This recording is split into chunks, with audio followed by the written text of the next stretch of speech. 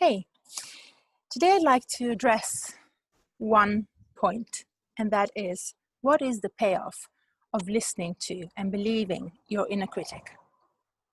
So you might be thinking, what? The payoff? There is no payoff. The critic is super nasty and mean, and there is no payoff in listening to it. And my question would be, so why do you do it? There are ways to retrain or transform your inner critic, to change that voice, to challenge it, to question it, literally change it. There's so many ways. So if you're not doing it, if you don't see changes in that voice over time, you need to ask yourself, what do you get to keep by not changing that? Right? Or in other words, what is the payoff of not changing? What is the payoff of staying in that same kind of, autopilot, almost a comfort zone, if you will?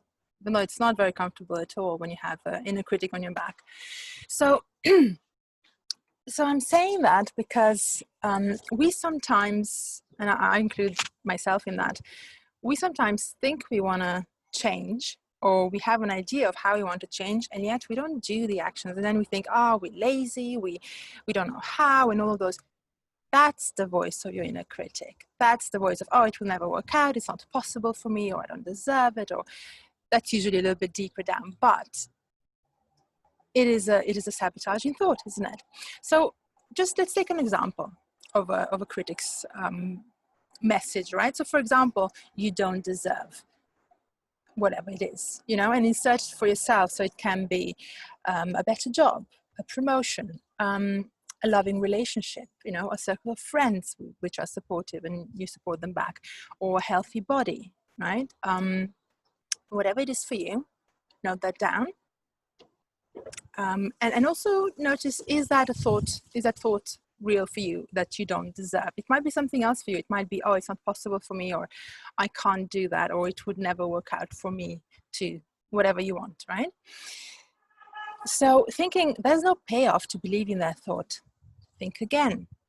And let's try something. So if you believe the opposite, right? If you did change that thought, if you believe the opposite, so that you do deserve, or that it is possible for you, or that you can make it happen, or it will work out, whatever you're working towards, what would believing that opposite thought, right? What would believing that imply or lead to in terms of your behavior?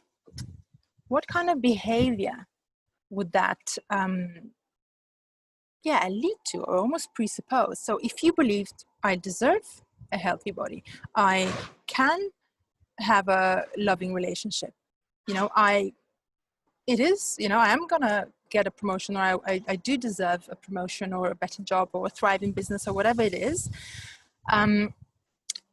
what action or what behavior might that require from you? Would you need to take simply more action or different action? Would you perhaps need to ask for what you want? Would you perhaps need to take credit for a job well done? Would you need to exercise, make better food choices, right? If it's the body and the health. Would you need to set boundaries more effectively? Just note down for yourself, what behavior would believing that opposite thought from what the critic is saying require from you?